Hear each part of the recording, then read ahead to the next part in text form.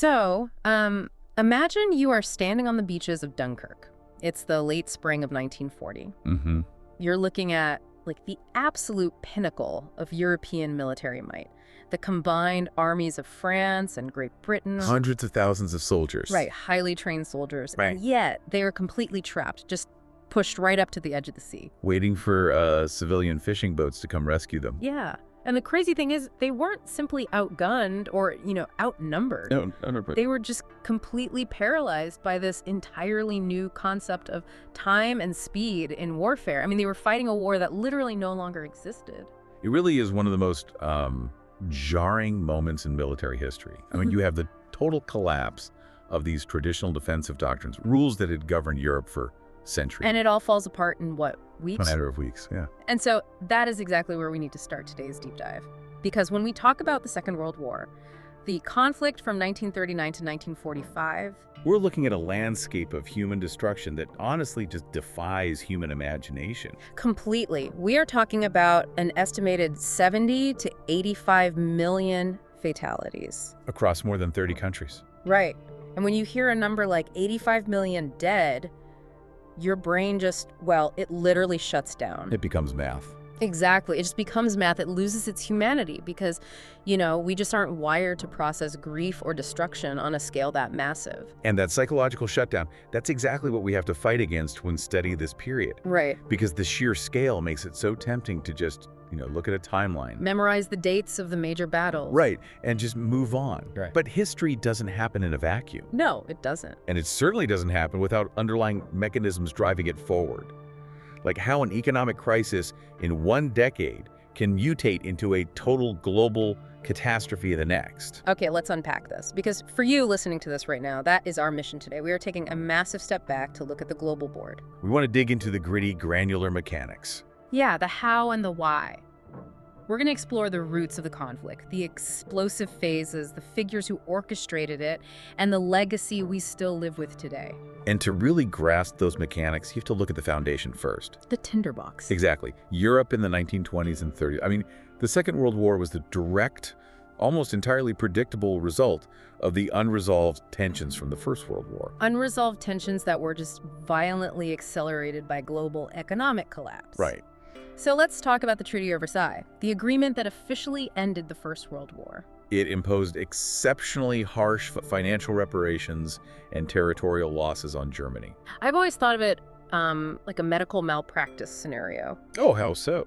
Well, imagine a nation has a severely broken leg from the First World War, right? The country's devastated, exhausted, bleeding out.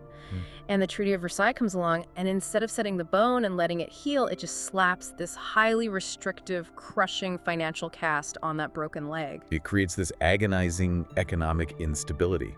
Right, but it doesn't fix the underlying problem. That broken leg analogy works perfectly for the economic reality. But to understand the rise of totalitarianism, we have to recognize that it misses the psychological component. Okay, what am I missing? Well, to the German public, it wasn't just a broken leg. It was perceived as a violent stab in the back. Wait, really? A stab in the back? Yeah. During the First World War, the German High Command heavily censored the news. So the people didn't know how bad it was? Right up until the final weeks, the German public largely believed they were actually winning. Wow. You have to remember, the war wasn't fought on German soil. So when the leadership suddenly capitulated and accepted the crushing terms of Versailles, the public was in absolute shock. It came out of nowhere for them. Exactly. And this birthed the stab-in-the-back myth. Which was a conspiracy theory, right? A completely poisonous, completely false conspiracy theory. It claimed that the German army hadn't been defeated on the battlefield, but had been betrayed at home by politicians, Marxists, and Jews. Oh, wow. So you have a humiliated, deeply resentful population that feels completely betrayed. And they're stuck in this punitive financial cast. And then 1929 hits. The Great Depression. Right, the Great Depression. So someone basically comes along and just viciously kicks that broken leg. That's exactly what happened. You see hyperinflation completely wipe out the middle class. I've seen those historical images from the Weimar Republic. The ones of the wheelbarrows. Yes, people taking wheelbarrows full of cash to the bakery just to buy a single loaf of bread. Or like children playing with stacks of worthless currency like building blocks. It's staggering. And what's fascinating here is when people are that desperate, when their life savings literally evaporate overnight and their future looks entirely bleak. The political center just completely collapses. Exactly. They look for certainty. They start looking for a savior. And that is the psychological link to the sudden, overwhelming appeal of totalitarianism in Germany, Italy, and Japan. Right. Because totalitarian regimes offer a very simple, very dangerous promise. National rebirth through expansion. Precisely. It tells a suffering population, your pain is not your fault. You were betrayed. And the solution to your poverty isn't to fix our own broken systems. It's to build a military and go take the wealth, the land, and the resources of others. It just shifts all that domestic anxiety into aggressive external conquest. And we see this violently disrupt the international order long before 1939. Right, because Japan invades Manchuria in 1931. Yeah, Japan was completely lacking in natural resources and hit incredibly hard by global tariffs. So they invade Manchuria and later mainland China in 1937 just to secure oil and rubber. And Italy, under Benito Mussolini, invades Ethiopia in 1935. To forge a new Roman Empire. And the whole time, the rest of the world, specifically Britain and France, is just watching this happen. They did almost nothing. Which brings up the era of appeasement. Well, which, has to be one of the most heavily scrutinized diplomatic strategies in history. oh, absolutely. Britain and France essentially tried to avoid war by just allowing Adolf Hitler to annex territories, like the Rhineland. And later, the Sudetenland in Czechoslovakia. It feels like paying off a blackmailer. You think if you just give them the money this one time, they'll go away? But they never do. Right. Every time Britain and France gave up territory, they weren't buying peace. They were literally funding and feeding the very war machine that would eventually be turned against them. It's like trying to negotiate with a shark. It's completely true that it was a strategic disaster. Yeah. But we have to look at the mechanics of why they paid the blackmailer. Why did they? You have to remember the absolute paralyzing trauma of the First World War. It was still incredibly fresh. Oh, right. It had only been 20 years. Exactly. The mud of the Somme and Passchendaele, the millions of young men wiped out by machine guns and poison gas. The men running the governments of Britain and France had actually fought in those marches. So they were blinded by their own desperation for peace. The overriding political mandate from their citizens was, do whatever it takes to avoid repeating that bloodbath. They were desperate to believe that Hitler was a rational actor. That he just wanted to correct the specific injustices of the Treaty of Versailles? Right. They thought if they corrected those grievances, the aggression would naturally stop. But paying a blackmailer only proves that blackmail works. It completely emboldened the Nazi regime. They saw the hesitation, the endless diplomatic conferences as pure weakness. Which brings us to the moment the illusion of containment finally shatters. September 1st, 1939. Germany invades Poland. And Britain and France realize the blackmailer's never going to stop, so they declare war. And this is where the world is introduced to Blitzkrieg, lightning war. We touched on this at the very beginning with Dunkirk, but let's get into the actual mechanics of it, because it wasn't just, driving tanks really fast, right? Far from it. Blitzkrieg was a complete, terrifying paradigm shift in military strategy, and it was made possible by brand new technology. What technology? Specifically, the widespread use of two-way radios in armored vehicles. Wait, really? Radios were the secret weapon, not just bigger tanks. Radios were the nervous system of the entire operation. Think about the First World War. Once troops went over the top, out of the trenches, The generals had almost no way to communicate with them. it was total chaos. But in 1939, German panzer commanders had radios inside their tanks. They could talk to each other in real time. But more importantly, they could talk directly to the Luftwaffe.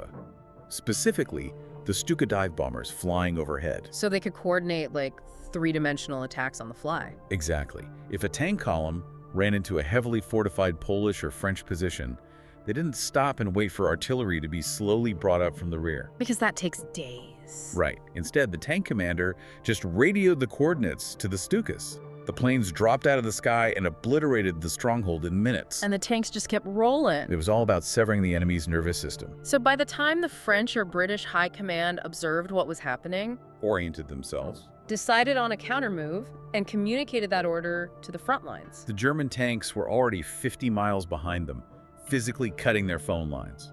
That is terrifying. They were moving faster than the Allies could physically process information. It perfectly explains the fall of France by June 1940. Right, because France had built the Maginot Line.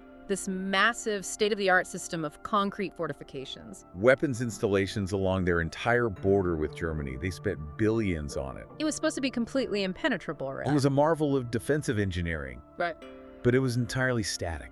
Because they were preparing to fight the last war? Yes.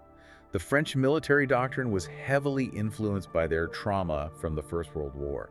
They wanted to ensure German troops never stepped foot on French soil again, so they built a wall. But the Germans just went around it. They drove their panzer divisions straight through the Ardennes forest, Which the French thought was impossible for tanks to get through. They considered it completely impassable. But the Germans bypassed the Maginot Line entirely, conquered the Low Countries, and essentially snuck in the back door. It's the ultimate cautionary tale. You can build the strongest shield in the world, but if the enemy can just walk around to your back, it's completely useless. And that flanking maneuver is what pushes the British Expeditionary Force to the sea at Dunkirk, Leading to that massive civilian evacuation we mentioned. and forcing France to surrender in just 6 That's weeks. 6 weeks. Unbelievable. Suddenly, the continent of Europe is almost entirely under Axis control. Hitler looks across the English Channel, and only Britain remains.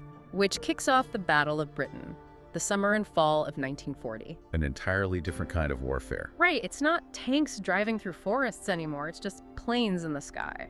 The German Luftwaffe trying to bomb the United Kingdom into submission. To pave the way for a ground invasion. But the Royal Air Force, the RAF, manages to hold them off? How? I mean, Germany had more planes, more pilots, and the momentum of conquering all of Western Europe. The RAF won through a technological and organizational masterpiece known as the Doubting System. The doubting system, what was that? This is the first time in history we see the integrated, widespread use of radar in a major conflict. Okay, so they could actually see the Germans coming before they even crossed the channel. Yes, but radar alone wasn't enough. The genius of the Doubting System was how they processed that information. Like how they used the data. Exactly. The radar stations on the coast would spot the incoming German bomber formations. They would instantly telephone that data to a central command room hidden underground. Oh, like those giant map rooms you see in the movies. Yes. Personnel would map the incoming raids on giant tables using colored markers. Then, commanders could look at the whole board Calculate the speed and trajectory of the Germans. and scramble the exact right number of RAF Spitfires and Hurricanes to intercept them at the perfect altitude. It's an incredibly early version of like an integrated air defense network. It meant that British pilots weren't wasting fuel patrolling empty skies. They only launched when they had a target. Which conserves aircraft, but more importantly, it conserves pilot exhaustion. Precisely. Mhm. By maintaining control of their airspace, the RAF made a cross-channel invasion by German ground forces impossible. Britain basically became an unsinkable aircraft carrier parked right off the coast of Europe. And that single fact that Britain held changes the entire trajectory of the 20th century. Because Hitler is thwarted at the Channel, he can't finish the war in the West. And this is the exact moment where the Axis powers make massive, sweeping strategic gambles. Right. They take a European conflict and violently expand it into a true world war. We enter 1941, the year of the fatal overreaches. Okay, here's where it gets really interesting. Let's start with June 1941, Operation Barbarossa. Nazi Germany breaks its non-aggression pact with the Soviet Union, and they launch the largest land invasion in human history straight into Russia. It's staggering. From a purely mechanical, logistical standpoint, I have never understood this. Hitler is still fighting the British Empire. Why on earth would you intentionally open a massive second front, thousands of miles wide, against a behemoth like the Soviet Union? It seems like military suicide. Well, if we connect this to the bigger picture and look at it through the lens of traditional military logic, it is suicide. Right. But you have to view it through the twisted psychology of the Nazi regime. For Hitler, the war was never just about shifting borders. It was driven by ideology. An obsessive, racist, and expansionist ideology. He believed in the concept of Lebensraum, or living space. Meaning he thought the German people inherently deserved the land in the East. The vast, resource-rich agricultural lands of Eastern Europe and Russia. And he viewed the Slavic people living there and the communist system governing them with absolute ideologically driven hatred. So a clash with the Soviet Union wasn't just a strategic option to be weighed. No, it was the ultimate inevitable goal of his entire political project. even if it was a military nightmare. Furthermore, Hitler looked at the Soviet Union in 1941 and genuinely believed it was incredibly weak. And to be fair, he had evidence to support that assumption, didn't he? He did, because of Joseph Stalin. Let's talk about that, Stalin's purges. In the late 1930s, Stalin's deep paranoia led to the Great Purge. He systematically executed or imprisoned tens of thousands of his own military officers. He wiped out his most experienced generals, colonels, and strategists. Just because he feared they might challenge his political power, the Red Army's leadership was entirely decapitated. So when the Soviet Union struggled to invade tiny Finland during the Winter War of 1939, Hitler watched that and concluded the Soviet military was just a hollow shell. He famously said, "We have only to kick in the door and the whole rotten structure will come crashing down." but he forgot about the geography. And the weather. And the mud. Oh, the Rasputitsa. The Russian mud season. This is where the mechanics of equipment become so fascinating. Because the German blitzkrieg relied on paved roads, right? Solid ground. Exactly. When the autumn rains hit Russia, the unpaved dirt roads turned into bottomless swamps of thick, freezing mud. And the German panzer tanks just couldn't handle it. They had relatively narrow tracks. Yeah. Which meant the heavy weight of the tank pushed straight down, causing them to sink up to their turrets. They were completely paralyzed. While the Soviet tanks were actually built for it. The Soviet T-34 tank is arguably the most important piece of armored machinery of the war. Really? More than the panzers? Absolutely. It was rugged, incredibly easy to mass produce, but crucially, it featured wide tracks. So the weight was distributed over a larger surface area, allowing it to literally glide over the mud and snow that was swallowing the German army. So Hitler's ideological obsession basically forced his military into an environment their machines simply weren't designed to survive. Precisely. And while Germany is bogged down in the freezing mud of Russia, their ally on the other side of the world makes an equally massive, fatal gamble. December 7th, 1941. Japan launches a surprise attack on the United States Pacific Fleet at Pearl Harbor in Hawaii. Yes. Again, why poke the bear? Why intentionally draw the United States into the war? To understand Pearl Harbor, you have to look at logistics and supply chains. Okay. Japan was bogged down in a massive, brutal land war in China. And their military machine required immense amounts of oil and rubber. Which they imported from the U.S., right? Almost all of their oil. But as Japan became more aggressive in the Pacific, the U.S. imposed a total oil embargo. So the Japanese war machine was essentially put on a stopwatch. Yes, they were going to run out of fuel. Japan's only option to secure the oil they needed was to invade the Dutch East Indies, modern-day Indonesia. But to get there, they'd have to go past the U.S. They would expose their flank to the U.S. Pacific Fleet stationed in Hawaii. And the Japanese High Command knew they could never win a long, drawn-out war of attrition against the United States. The industrial disparity was just too vast. Exactly, so it was a massive preemptive strike. The strategy was to deliver such a devastating knockout blow to the fleet at Pearl Harbor that it would take America years to rebuild. Japan believed they could use those years to quickly conquer Southeast Asia, build an impenetrable defensive perimeter of island fortresses. And then force a war-weary United States to negotiate a peace treaty. But they miscalculated the psychological reaction of the American public, and they vastly underestimated American industrial capacity. The U.S. didn't negotiate, they mobilized. Completely. So within a 6-month window from June to December 1941, the Axis powers intentionally provoked both the Soviet Union and the United States. They took a regional conflict and dragged in the massive, seemingly endless human resources of the USSR. And the incomprehensible industrial manufacturing might of the USA. They literally sealed their own fate by fighting a war against the factories of Detroit and the endless manpower of the Russian steppes. The machine of war gets too big for them to control. But, you know, before we get to the actual Allied advance and how that machine grinds them down, I want to pivot a bit. Sure. Because these massive global maneuvers, the invasions, the purges, the surprise attacks, they weren't just faceless forces of nature. No, they were orchestrated by a handful of individual minds. Exactly. Let's talk about the major figures, the architects of chaos and victory. Because their personal psychologies completely dictated the flow of the war. It's essential to understand the constraints and the power structures that these leaders operated within. Look at the sheer contrast in how they had to lead. You have Franklin D. Roosevelt in the United States and Winston Churchill in the UK. They are leading democratic capitalist nations. Right, so even in the middle of a total existential war, they are constrained by coalition building. They have to persuade Congress, Parliament, the press. And the voting public. I mean, FDR had to carefully navigate an incredibly isolationist American public for years before Pearl Harbor. They couldn't simply rule by decree, and that translated to their military strategy as well. Both FDR and Churchill, for the most part, learned to delegate to their military experts. Right. FDR trusted generals like George Marshall and Dwight D. Eisenhower to run the massive logistics of the war. They set the broad political goals, but they let the professionals handle the battlefields. Contrast that with the absolute, unquestioned dictatorial control of Joseph Stalin, Adolf Hitler, and Benito Mussolini. They didn't have to ask for permission. But that absolute power also became a massive strategic liability, didn't it? Precisely.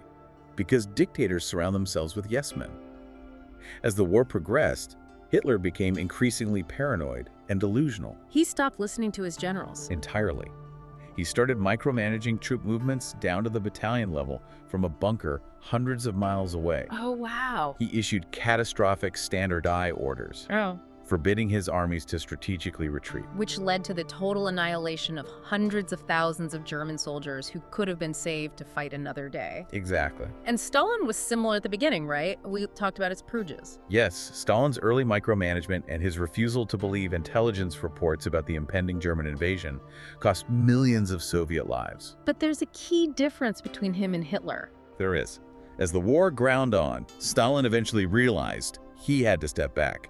He began to trust brilliant strategic minds like General Zhukov to design the massive Soviet counteroffensives. While Hitler just went the opposite direction, tightening his grip until the whole machine broke. Exactly. And then there's Mussolini. He's fascinating because he actually founded fascism. He wrote the political blueprint in the 1920s. He did. But when I look at the Axis dynamic, I always think of it like this. Mussolini wrote a really terrible song, but Hitler took it, added an industrial bass line, and turned it into a terrifying stadium anthem. That's a highly accurate way to look at the ideological shift. Mussolini's original brand of fascism was about extreme nationalism, state control, and recreating the glory of the Roman Empire. But it wasn't initially centered on the industrialized biological racism and anti-Semitism that defined Nazism? No. Hitler took the authoritarian structures of fascism and weaponized them to serve a deeply horrific racial ideology. By the middle of the war, Mussolini was essentially a puppet of the German regime. And finally, you have Emperor Hirohito of Japan, representing an entirely different structure of power. A sovereign viewed by his people as literally divine. Right. The Japanese military operated under his name, fiercely protecting the imperial institution. Which made the psychology of surrender at the end of the war incredibly complex. Definitely. And, we also have to acknowledge the incredibly strange bedfellows the Allied leadership structure created. Oh, absolutely. You have FDR and Churchill forming a vital, desperate alliance with Joseph Stalin. Capitalist democracies partnering with a totalitarian communist dictator who had his own history of mass atrocities. They basically had to ally with the devil to defeat a worse devil. The necessity creates complex alliances. They recognized that the immediate existential threat to global survival was Hitler's Germany. So they put their profound ideological hatred for each other on pause to dismantle the Axis powers. Which brings us to the actual dismantling. Section 5. The violently grinding reality of the Allied advance from 1943 to 1944. Having met the leaders, we now see how their immense wartime machines collided. And the Axis powers are slowly pushed back across drastically different environments. It's essentially 3 completely different wars happening simultaneously. The 3 major turning points: Stalingrad on the Eastern Front, Normandy in the West, and the island-hopping campaign in the Pacific. So what does this all mean? Let's start with Stalingrad. Late 1942 into February 1943. This wasn't a battle of sweeping maneuvers and tanks driving across open plains. No, this was an urban meat grinder. The Germans called it Rattenkrieg, Rat War. Rat War. Stalingrad was a sprawling industrial city on the Volga River. When the German army entered, the Soviet defenders essentially hugged them. They kept the front lines so close, sometimes across the street, sometimes on different floors of the exact same ruined apartment building, that the Germans couldn't use their artillery or Stuka bombers. Because they'd hit their own men. Exactly. It negates the entire blitzkrieg advantage. It becomes a horrific war of snipers, hand-to-hand combat in sewers, fighting for every single room. But why did they fight so hard for this one specific city? Well, geopolitically, it was a vital transport hub for oil from the Caucasus. But psychologically, It bore the name of the Soviet dictator. Ah. Stalin ordered that the city bearing his name could not fall. And Hitler became equally obsessed with capturing it for the symbolic victory. He poured the entire German Sixth Army into the city. And then the Soviets closed the trap. While the Germans were bleeding out inside the rubble of the city, Soviet General Zhukov secretly amassed over 1 million fresh troops on the flanks. Which were defended by weaker Romanian and Italian forces, right? Yes, the Soviets smashed through the flanks in a massive pincer movement, completely encircling the city.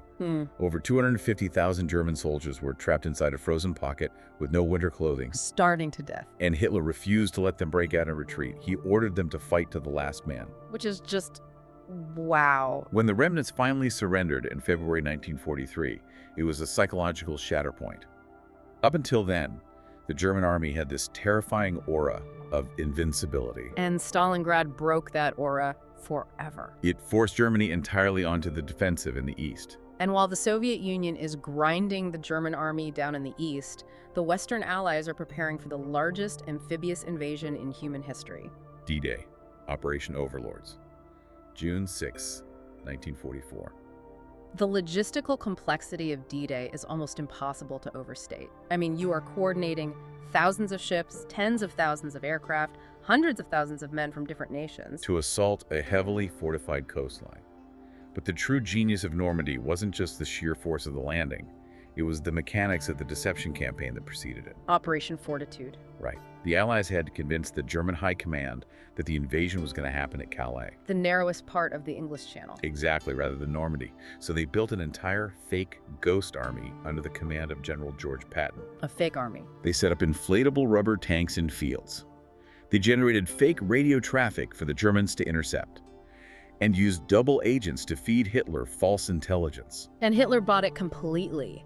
Even when the troops were storming the beaches at Normandy, he held his Panzer tank reserves back. Right. He was convinced Normandy was just a diversion for the real attack at Calais.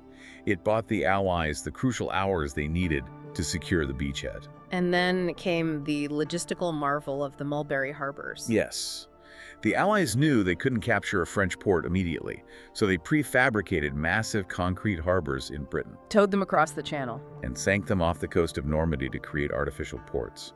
They were unloading thousands of tons of supplies and vehicles directly onto the beaches within days. So now Hitler is caught in a massive continental vice. The Soviets from the east, the Americans, British, and Canadians from the west. And meanwhile, halfway across the world, an entirely different logistical nightmare is unfolding in the Pacific. The island hopping campaign. The geography of the Pacific dictates a completely different kind of war. Japan is an island nation, protected by a vast ocean and a perimeter of hundreds of heavily fortified islands, atolls, and coral reefs. You can't just march an army to Tokyo. No. To defeat Japan, the U.S. had to get their heavy bombers close enough to strike the Japanese mainland. So they had to take the islands. But the strategy wasn't to capture every single island the Japanese held. That would take decades. Right. The strategy was to hop over the heavily fortified islands, essentially cutting off their supply lines and leaving them to starve and assault strategically vital but less defended islands to build airstrips. But even the less defended islands were horrific nightmares. You read about the reality of amphibious landings on places like Tarawa or Iwo Jima. It was brutal. The U.S. Marines would be packed into Higgins boats, those flat-bottom landing crafts, and the tide would drop, hanging the boats up on jagged coral reefs hundreds of yards offshore. Meaning the Marines had to wade through chest-deep water. While facing interlocking, dug-in machine gun fire from Japanese pillboxes built straight into the volcanic rock. It was a brutal, inch-by-inch war of attrition. The Japanese defenders rarely surrendered. They fought from intricate tunnel systems, turning every island into a fortress that had to be burned or blasted out. But every island captured pushed the front line closer to Japan, allowing American B-29 bombers to begin their devastating firebombing campaigns of Japanese industrial centers. It's a massive game of stepping stones, but with incredibly deadly consequences at every step. Which brings us to the devastating conclusion of the war in 1945. The relentless vice completely crushes the Axis powers. But the final desperate acts of this war introduce a terrifying new reality to human history. Let's look at the rapid succession of endgame events. In Europe first. By April 1945, the Soviet army has fought its way through Eastern Europe and encircles Berlin. And the street fighting in Berlin is just apocalyptic. It's the Stalingrad mechanics, but in the capital of the Third Reich. Yes, the capital falls. On April 30th, recognizing that capture by the Soviets meant public execution, Adolf Hitler commits suicide in his underground bunker. Shortly after, the German military leadership unconditionally surrenders. We have VE Day, Victory in Europe, on May 8th. But the war isn't over. No, the Pacific Theater is still raging. Japan's navy is decimated, their air force is largely reduced to kamikaze suicide attacks, and their cities are burning. But the military leadership is preparing to defend the home islands to the last man, woman, and child. And this raises an important question, right? This is where we have to discuss the grim calculus of the atomic bomb. It is arguably the most intensely debated moral and strategic decision in modern human history. The Allies had issued the Potsdam Declaration, Demanding the absolute unconditional surrender of Japan. They wanted a complete dismantling of the Japanese imperial military regime so it could never threaten the world again. but Japan refused. So the U.S. military starts planning Operation Downfall, the invasion of the Japanese home islands. And the projected casualties for that invasion were staggering, weren't they? Based on the fanatical resistance the Americans experienced at Iwo Jima and Okinawa, military planners estimated hundreds of thousands of Allied casualties. And potentially millions of Japanese civilian deaths. Because the government was literally training militias with bamboo spears to fight on the beaches. So the grim mathematics of war. You are a president sitting at a table, weighing the projected slaughter of a multi-year land invasion against the deliberate, instantaneous destruction of entire cities using a weapon of unimaginable power. The Manhattan Project had successfully tested the first atomic bomb in the New Mexico desert in July 1945. Suddenly, the U.S. had a weapon that changed the fundamental definition of war. August 6, 1945. A single B-29 bomber drops an atomic weapon on the city of Hiroshima. A few days later, a second bomb is dropped on Nagasaki. The sheer instantaneous destruction of human life. The vaporization of a city in a fraction of a second. It's the exact horrific culmination of the industrialization of war that began with World War I. That profound, shocking display of destructive power achieves its immediate goal. It shatters the Japanese High Command's resolve. The emperor intervenes, and Japan surrenders. The war officially ends on September 2nd, 1945.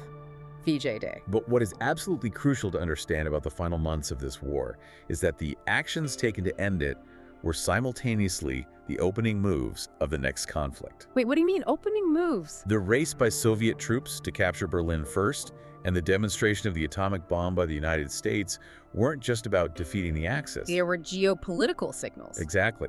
The U.S. dropping the bomb was also a message to Joseph Stalin. Look at the ultimate power we hold. Wow. As the dust of World War II settled, these two emerging superpowers were already locking eyes, drawing the battle lines for the Cold War. Which perfectly transitions us to the legacy of the conflict. The world remade. The fighting officially stopped in September 1945, but the shockwaves of what just happened instantly tore down the old world order. 1945 is a global reset button. But it was pressed on a fundamentally traumatized planet. We have to look at the massive contradictory pillars of the post-war world. First and foremost, we must address the Holocaust. While the military battles were raging, the Nazi regime was conducting the systematic industrialized genocide of 6 million European Jews. Alongside millions of Romani people, Soviet prisoners of war, disabled individuals, and political dissidents. We talked about Blitzkrieg being a paradigm shift in how we wage war. The Holocaust was a paradigm shift in the sheer depths of human depravity. It was the mobilization of a modern state's entire bureaucratic, transportation, and chemical industries for the singular purpose of mass murder. The sheer horror of the concentration and death camps, once uncovered by advancing Allied troops, demanded a completely new legal framework. Right, because the world had to establish a way to hold individuals accountable for actions that went far beyond traditional war crimes. This leads directly to the Nuremberg trials. For the first time in history, the surviving leaders of a defeated nation were put on trial before an international tribunal. It established the unprecedented legal concept of crimes against humanity. It explicitly rejected the defense of, "I was just following orders." Which is huge. It legally stated that there is a baseline of human rights that supersedes national sovereignty and military rank. You cannot hide behind your government when committing genocide. So out of unimaginable darkness, an attempt to build a foundation for global accountability, And on a similar track, we see the creation of the United Nations in 1945. Because the League of Nations after World War I had completely failed to stop Axis aggression. So the victors designed a new organization with the explicit goal of preventing future global conflicts, featuring a Security Council with teeth. But here is the massive contradiction of the post-war era. At the exact same time, the nations of the world are signing the UN Charter in San Francisco, promoting global harmony. The immense power vacuum left by the total destruction of Germany and Japan is violently sucking the two remaining superpowers into a new conflict. The Cold War. The United States, representing Western capitalist democracy, and the Soviet Union representing authoritarian communism, Europe is literally sliced in half by an iron curtain. You have the UN trying to hold everything together, while the two biggest guys in the room immediately point nuclear weapons at each other. And this bipolar power dynamic actively accelerates the final major consequence of the war: decolonization. Britain, France, the Netherlands, they went to war in 1939, partly to protect their global empires. But by 1945, they are financially bankrupt. Their cities are bombed out, their militaries are exhausted. The imperial system completely collapses under its own weight. You see a massive wave of independence movements sweep across Africa, the Middle East, and Asia.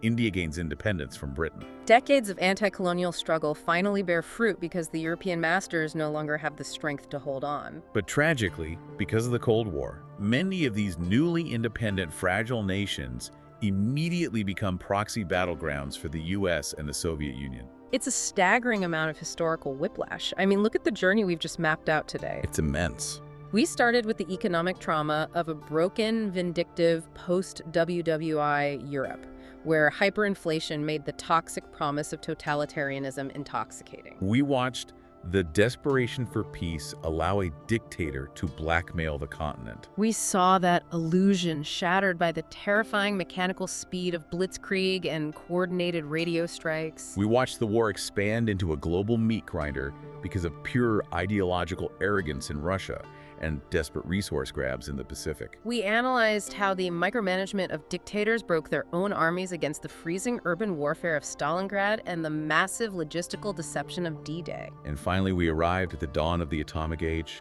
the horror of the Holocaust, the birth of the United Nations, and the collapse of centuries-old empires. If you listening right now have taken the time to truly grasp the mechanics of these events, you aren't just memorizing history. No, you are doing the essential work of understanding the very foundation of the geopolitical reality you woke up in this morning. But before we sign off, I want to leave you with a final thought, a paradox to mull over. We talked about how the United Nations was formed specifically to prevent a third world war. Yet the US and the Soviet Union immediately locked into a decades-long, intensely bitter rivalry.